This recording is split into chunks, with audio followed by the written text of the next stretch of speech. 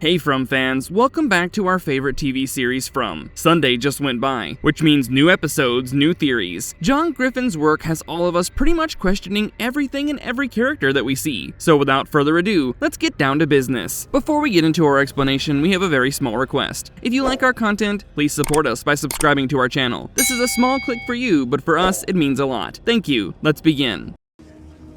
You're all assuming that this tree is some kind of magic door. It's not. Episode recap. The episode titled The Light of Day gives us so many different things to talk about. So let's first quickly recap the events of this episode before we get into the theories from this breakdown. As we remember, Randall ended up back on top of the ambulance via some extra special creature-sponsored delivery. Although initially shocked seeing him there, Boyd and Donna didn't leave him out there to die. They brought him back inside, and as we all guessed, Randall blamed Boyd for his ripped-up face. Boyd is understandably shocked hearing that, and the gravity of his decision is finally settling in. As he tries to apologize, Marielle kicks into full gear, figuring out how to help Randall because she is not losing another patient tonight, okay? Everyone in the colony house now knows that Boyd has messed up big time. This definitely shook things up when it came to people believing in Boyd's leadership skills. Cut to the next day in the ambulance. Boyd brought Randall to the clinic. Jade and Kenny brought Christy to the clinic, who's understandably surprised to see a brand new ambulance in front of her. After sending her in with Marielle, Boyd told Kenny and Jade about Tabitha's surprising return. Hearing that, Jade immediately runs off to speak with Tabitha,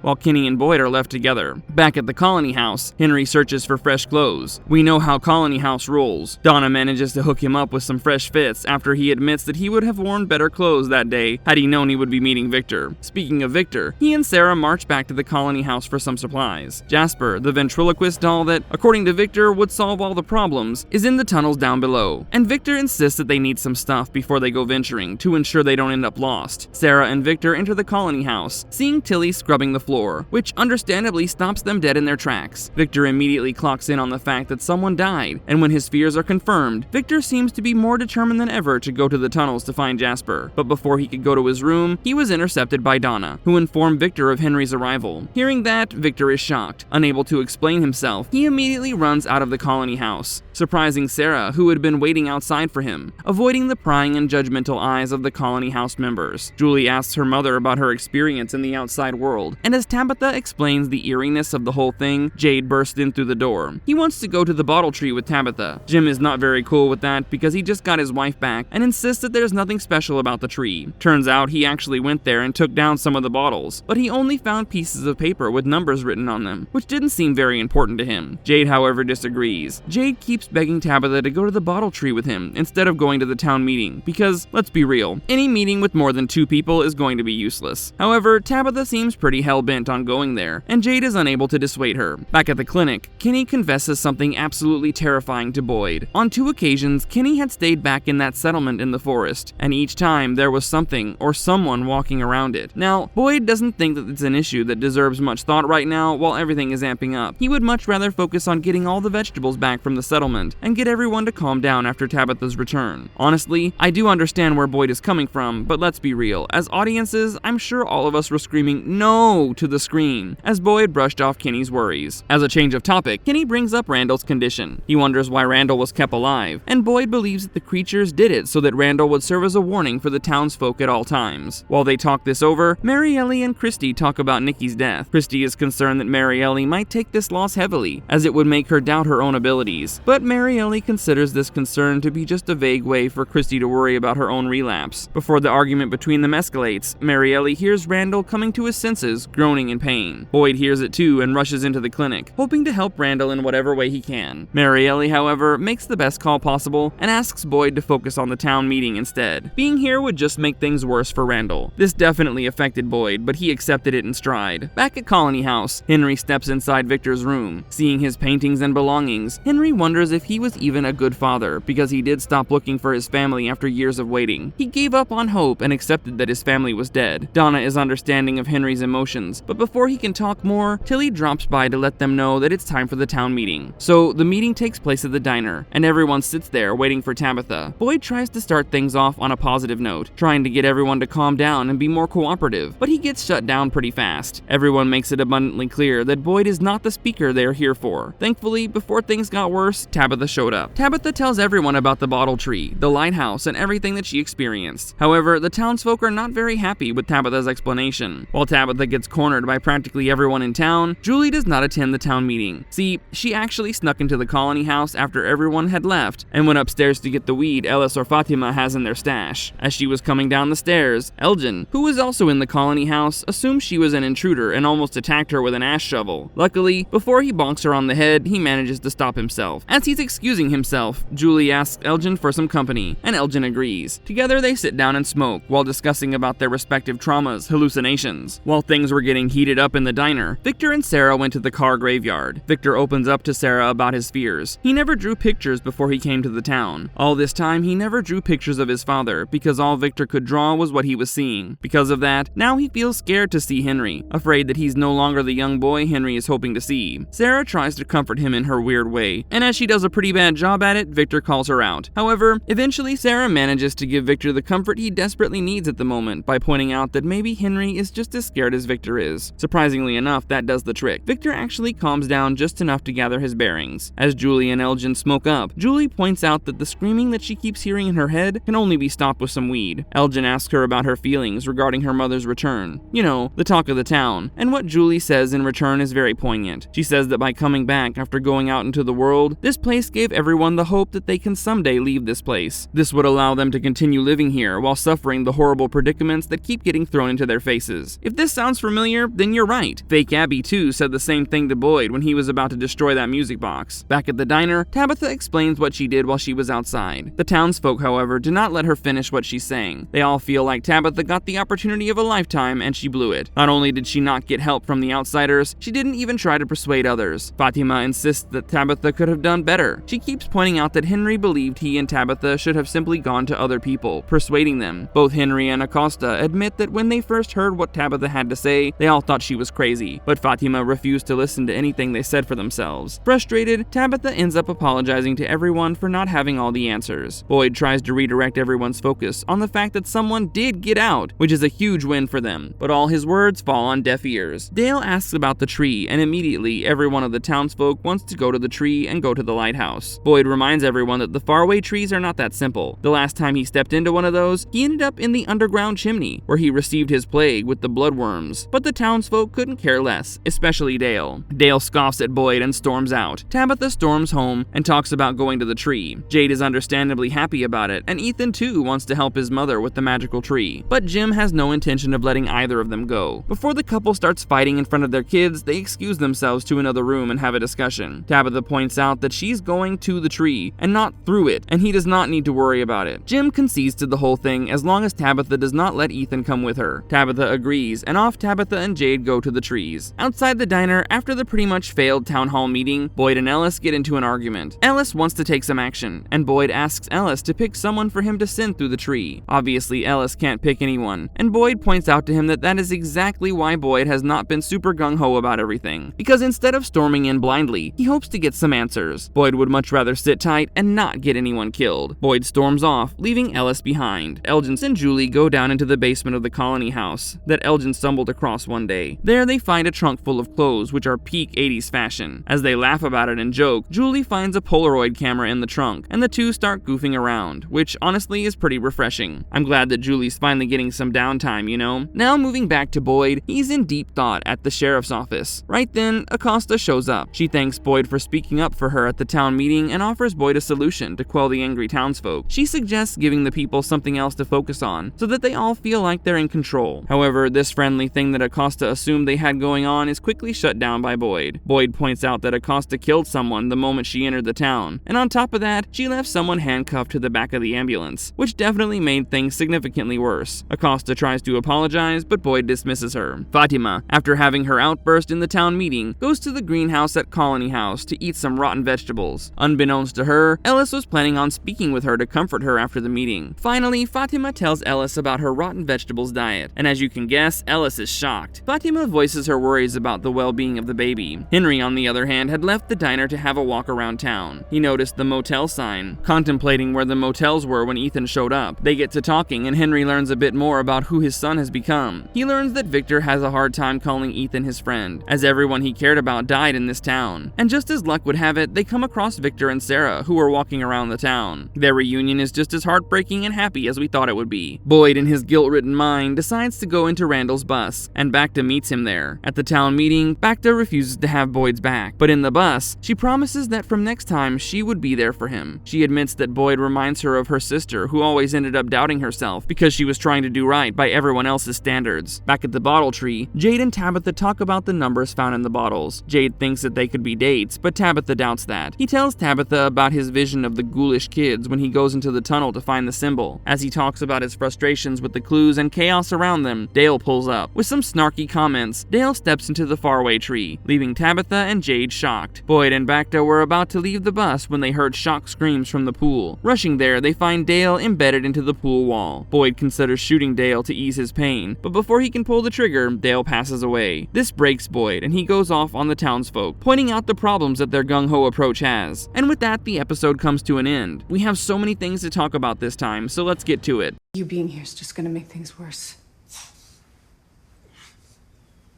Randall and his return. Randall's mangled corpse was something we were all expecting to see for the better part of episode 4, after Boyd left him with the creatures. However, with him alive, this changes the game completely. The town has only one rule: people protect each other. If you fail to protect others, you get sent to the box. This is a rule that Boyd himself set for everyone, to ensure that everything goes well in the town. So now that Boyd has effectively harmed a person consciously, does that not mean he too is in the weeds? Shouldn't he be sent to the box? As Boyd said, Randall being alive serves as a reminder to the townsfolk of the horrors that await them in the night. Not only that, they also work as a reminder of Boyd's personal failure to protect someone of the townsfolk. Yeah, sure, Randall is not the best guy out there, but he's definitely a part of the town. Boyd takes his role as the protector very seriously, and his decision to leave Randall is something that brings complexity to his character and nuance to his role in the town severely.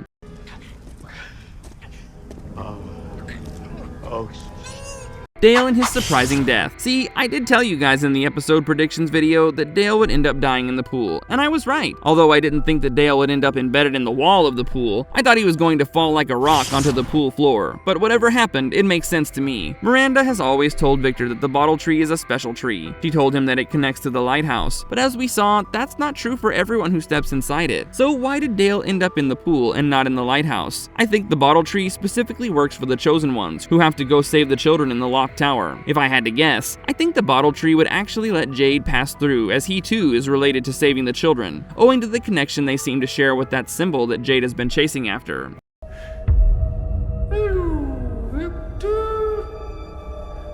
Christopher's horrifying doll. We've already met Jasper twice in the tunnels, so it didn't surprise anyone when Victor confirmed that is where they would find him. The more Victor talks about Jasper, the more I'm sure that Jasper is definitely what the evil entity used to get through to Christopher, pushing him to commit the massacre that wiped out the entire town in one night. It could be that the dark, shadowy figure that we saw in Miranda's paintings is the one who used Jasper as the vessel. I would bet money on that. Who do you think controls Jasper?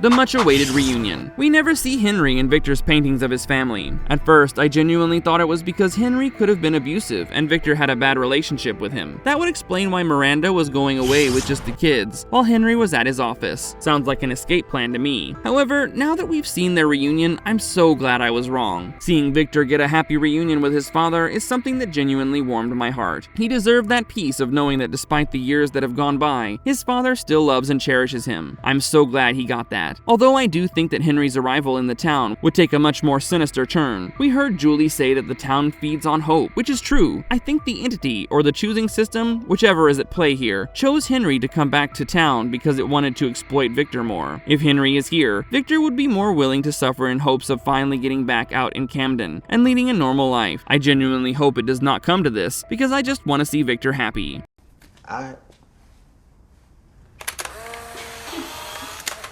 The treasure trove of the 80s. While the whole concept of someone running around in the forest in full spandex does sound really funny, the fact that there are 80s vintage clothes in the basement of the Colony House proves the long-running theory that we've all had for a while. The town is working in cycles. Until now, the only confirmation we had about this was Miranda's expose about how many people being chosen before her to save the children locked in the tower. But now that we have this basement full of 80s stuff, it confirms for sure that the cycles were running back then as well. Also, why the monsters we see in this particular particular cycle seem to have a 60s or 70s look to them. I'm sure if Julie and Elgin dig around a little more, they'll find clothes from that era. And now we can all be scared knowing that townsfolk turning into monsters could be a very real possibility. Speaking of that, I'm trying to be patient, but I need... You can't help. the dilemma of the expecting parents. Up until now, Fatima didn't tell anyone about her strange cravings and her struggles with her pregnancy, except Tilly. But that happened because Tilly caught her red-handed eating rotten vegetables. Now, for the first time, Fatima opened up to Ellis and told him about her food cravings. Sure, she left out the part where she's also turning into a vampire, but hey, a step is a step. From the beginning of the series, Fatima has also been this super optimistic, wise person. This is why she often volunteered as pixies for the newcomers. However, ever since the day the bus arrived, Fatima had lost a piece of herself. She was tormented by the cowboy creature that night, and she broke down crying. Even Ellis noticed that the place finally seemingly got to her, something he had never had to worry about up until now. So Fatima's downward spiral began long before she learned of her pregnancy. But now that she's opened up to Ellis, it makes way for this young couple to figure out if they wish to keep the baby or not. Could it be that all the weirdness surrounding her pregnancy that we've been witnessing so far is a work done by the town to break her psyche down? I mean, Ellis has been harping on and on about how people in this town need to take chances and be more proactive. So could it be that while trying to save their baby, Ellis ends up mortally wounded or in a very dangerous situation that would forcibly break down Fatima's psyche? What do you think Ellis would do? I think he would finally get to solving the mystery in his own way, just like Jade and Tabitha have been doing so far, and eventually join them. What if they're dates? This one says 2659. The numbers in the bottles. When Boyd found 1864 in the bottle, which he took down from the bottle tree, I was pretty confident that this is a date and that it acts as a confirmation for the town working in cycles. However, in this episode, the number that Jade and Tabitha find is 2659. If this is a year, then that means the current group that we're following is just part of a long-drawn cycle that will keep happening no matter what they do. Even if this group succeeds, the cycles would keep on going, which is absolutely terrifying to imagine. We did see an infinity symbol in the cave drawings that Victor and Tabitha saw in season 2, so this could very well be a thing. But then again, like Jade said, these numbers might just seem chaotic on the surface, but they probably have a pattern that he's missing. Now, throughout the season, we've seen the number 4 and 7 repeated several times. The broken radio tuning into 47 when the music box played, and Tilly having 4 children and 7 grandchildren are just 2 of the many examples. Even in this episode, if you look closely at Victor's painting in his room with the white ghoulish thing, you'll see the number 47 scribbled on the corner of it. In this picture, Victor seems to have depicted the entire forest with different faraway trees and their distances, marking some spots with an X, while this white ghoul looms over it all. I think the 4s and 7s are the keys that Jade and Tabitha need to use to figure out the whole thing about the dates they found in the bottles. I'm genuinely hoping the 4 and 7 does not end up translating into us waiting until the 7th episode of the 4th season to get out much needed answers. The mysterious entity near the shelter. So far, we've only heard sound clues about the mysterious entity. At first, I was thinking that maybe the mysterious entity is the creatures walking through the forest and the scarecrows are keeping them away from the lodges. However, now that Kenny has phrased the whole situation with the entity this way, I think this would be one of the main villains that Boyd and the townsfolk have to face off against this season. Will it be the guy in the yellow suit that Miranda drew, or will it turn out to be the giant spiders that Victor has painted? I think this mysterious entity would be related to Jade's hallucination. Whoever or whatever it is will definitely bring chaos with it, but it will be specifically related to the sacrificial cultish rituals that Jade hallucinated about. The town meeting. I think we've all been waiting for this town hall meeting ever since the first season. We all wanted the characters to simply sit down and exchange notes to figure out their connections. This town meeting would have been the perfect avenue for that. However, this town meeting went extremely south, with everyone blaming Tabitha for coming back to the town empty-handed without any help. What I found particularly irking was when Henry was explaining what they were doing, where they were going. Tabitha entered the diner and no one asked Henry to continue. I still think that the original bottle tree that Miranda created would come to play a huge role in the mystery of the town, and the fact that no one in town gets to hear about it is sad. While I understand that everyone in town is frustrated and scared, I do think it was a bit of an overreaction for everyone to simply corner Tabitha for answers. Everyone kept insisting that she blew an opportunity of a lifetime, and that she didn't do a good enough job when they refused to understand the gravity of the information that Tabitha found. Despite these moments, the town meeting was an amazing sequence that gave us the most clear description of what everyone is thinking and what their next move will be. Acosta wanted to help out Boyd as a thank you gesture for him standing up for her. Although that was not what Boyd was doing, I do think that eventually Acosta and Boyd will end up forming a somewhat cooperative relationship. I don't think that she would be sent at the box, and I reckon when everything goes south, she would remain by Boyd's side. Fatima's urgency to leave the town in the town meeting explains why she finally decided to open up to Ellis about everything. As for Ellis, I do think that he'll end up doing something absolutely stupid, just to take some action and to do the right thing. I'm still not sure what Bacta would do, but I did find it interesting that this was the second time Boyd was compared to someone's sibling in the town. Sarah compared him to her brother, and now Bacta. While I don't think that this means there's some deep-rooted connection there, I just think that it's a pretty nifty detail that people may have missed out on. Marvelous verdict. With that, we come to the end of this video. What do you guys think will happen next? Will Jade and Tabitha finally manage to figure out the mystery behind the bottle tree and the numbers on them? What awaits Victor and Sarah in the tunnels when they go there to retrieve Jasper? Both Randall and Julie imply that they have been heavily scarred after their experiences in the last season. What do you think the mysterious township has in store for the 3 victims of the music box monster? Let us know in the comments, and I'll see you guys next time. You have to listen to me. It's not safe to stop out here once it gets dark. There are things in this town that will hurt us.